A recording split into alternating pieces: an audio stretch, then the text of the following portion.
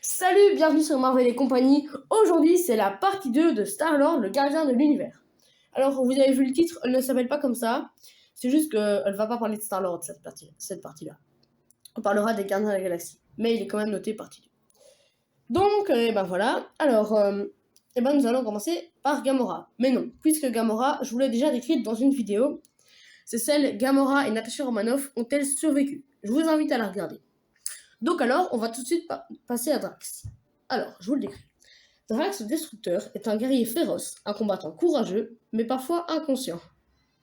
Son seul objectif est de venger la mort de sa femme Ovette et de sa fille Camaria, tuée par Ronan l'Accusateur.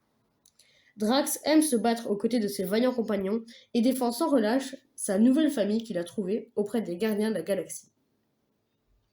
Drax a tué des dizaines de soldats de Ronan à travers la galaxie pour atteindre leur maître, ce qui lui vaut d'être surnommé le Destructeur. Quand les cohortes de Nova parviennent enfin à l'appréhender, elles l'envoient au Kyln, une prison de haute sécurité. C'est là où les gardiens de la galaxie se sont rencontrés. Alors, son équipement. Donc, il a une peau ultra résistante et facteur de guérison accélérée. Il porte une ceinture avec un harnais de combat usé par les batailles.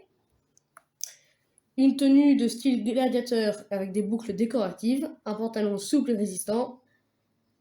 Il possède sur ses bottes un fourreau pour ses dagues. Et justement, ces dagues, il s'en sert en dernière ligne de défense. Oui, il peut utiliser la blinde d'armes si vous voulez avant, mais vu qu'il s'est préféré, il les garde en dernière défense. Voilà. Donc c'était une description rapide de Drax. Maintenant, nous allons passer à Rocket. Rocket est une créature à la langue bien pendue, venant du demi-monde, une planète située dans le système stellaire du cadran de Keystone. Cet amoureux de gros calibre était autrefois un animal sauvage immatriculé 89P13, avant de subir des optimisations génétiques et cybernétiques sur son cerveau et son squelette. Il a ainsi acquis une intelligence aussi tranchante que ses dents, la parole, une force, une agilité et une résistance améliorée, ainsi qu'un caractère de cochon. Ouais, on s'en doute. Après une carrière de criminel avec son camarade Groot, le duo se transforme en héros improbable auprès des gardiens de la galaxie. Voilà. Rocket s'est échappé de 23 prisons en comptant sa fuite au Kyln, le centre de détention interstellaire, avec les gardiens.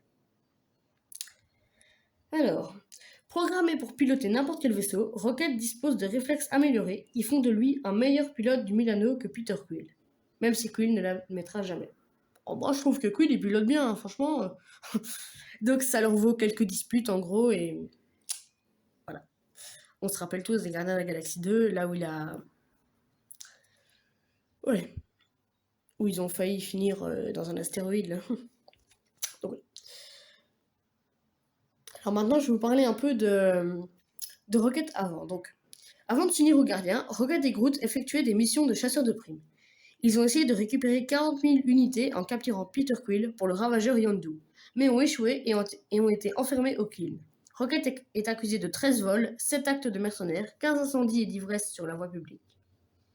Après avoir sauvé la planète Xandar des mains du Kree Ronan l'accusateur, son casier judiciaire ainsi que celui des autres gardiens est effacé. Alors, il a des oreilles sensibles et une ouïe surdéveloppée. Il a un traitement secret anti-puce de l'espace, une tenue volée dans un centre commercial spatial, un blaster BN1 qu'il a surnommé Katie, un pistolet ionique BA-17 Vicky volé à un ravageur mort et des pattes griffus agiles pour tout escalader. Ouais, beaucoup de fusils. Hein. Maintenant, passons à ce cher Groot. Alors, Groot est une planète conscience de l'espèce Flora Colossus, venant de Taluinia. Pardon, je reprends. Groot est une plante consciente de l'espèce Flora Colossus, venant de Taluinia. C'est le meilleur ami de Rocket. Dans ce duo de mercenaires, il est les muscles et Rocket est le cerveau. Lorsqu'il tente de capturer le hors-la-loi Peter Quill, pour toucher la prime, ils sont envoyés au Kyln, comme je vous en ai parlé, avec les autres futurs gardiens de la galaxie. Par la suite, quand les gardiens tentent d'empêcher le cri fanatique Ronan l'accusateur, Groot se sacrifie pour protéger ses nouveaux amis. Mais grâce à Rocket, il peut repousser. Oui, en effet, parce que ils ont failli s'écraser, donc ils allaient tous mourir. Mais Groot, il a fait une boule de protection autour d'eux. Et en gros, quand ils sont écrasés, en fait, ils ont survécu, mais Groot, il avait explosé. Donc Rocket, il était très atterré et tout. Mais vous allez voir, c'est pas fini. Donc Rocket pleure Groot quand son ami est détruit sur Xandar. Il parvient à récupérer une brindille de Groot et la plante dans un pot, donnant naissance à une nouvelle pousse. Attention, ce nouveau Groot n'est pas tout à fait le même que le précédent. Il s'agit plutôt d'un clone, dépourvu des souvenirs et des savoirs de son ancêtre. Bébé Groot aime la musique et la danse. Il est turbulent et caractériel, mais adoré de toute l'équipe.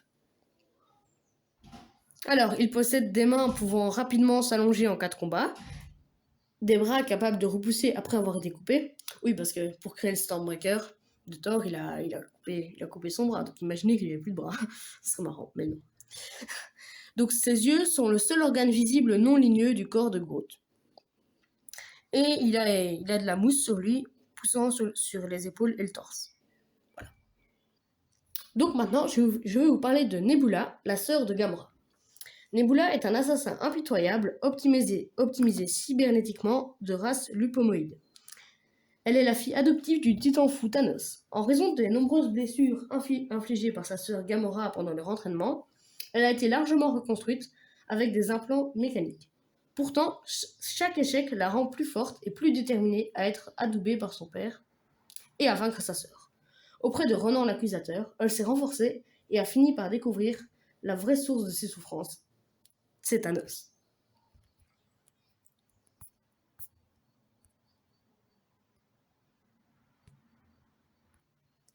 Passons à la suite. Pour avoir aidé Ronan à tenter de détruire Xandar, Nebula devient une fugitive dont la tête est mise à prix. Elle est arrêtée par les souverains qui la remettent aux mains des gardiens pour les remercier d'avoir éliminé la créature interdimensionnelle qui les tourmentait. Oui, au début des Gardiens de la Galaxie 2, quoi. En tant que prisonnière des gardiens, Nebula est attirée malgré elle dans leur combat contre le céleste affamé de pouvoir, Ego. Pourtant, en combattant aux côtés des gardiens pour sauver l'univers, elle découvre que son lien avec Gamora est plus fort que sa rancune. C'est beau. Et on termine avec Mantis. Mantis, alors. Larve orpheline recueillie par Ego sur une planète non identifiée, Mantis est élevée par le Céleste sur sa planète. Elle possède de puissants pouvoirs d'empathie, grâce auxquels elle peut ressentir et altérer les émotions des autres. Mantis utilise ses aptitudes pour aider son bienfaiteur à mener l'expansion à bien. Quand elle rencontre les gardiens, elle se lie rapidement d'amitié avec eux et les aide à vaincre Ego quand il révèle son plan terrifiant.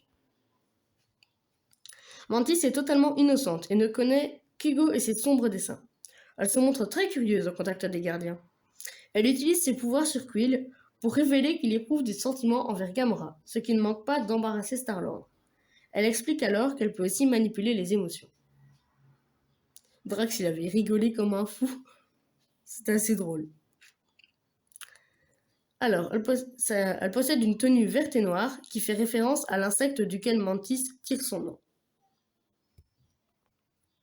Je pense que c'est la menthe religieuse. Je pense, je suis pas sûre. Dites-le moi en commentaire si vous savez l'animal. Mais c'est sûrement la menthe religieuse. Donc. Ses pans de sa veste sont semblables à des ailes. Elle a un cuir ajouré évoquant des pétales. Et ses antennes s'illuminent quand Mantis utilise ses pouvoirs d'empathie.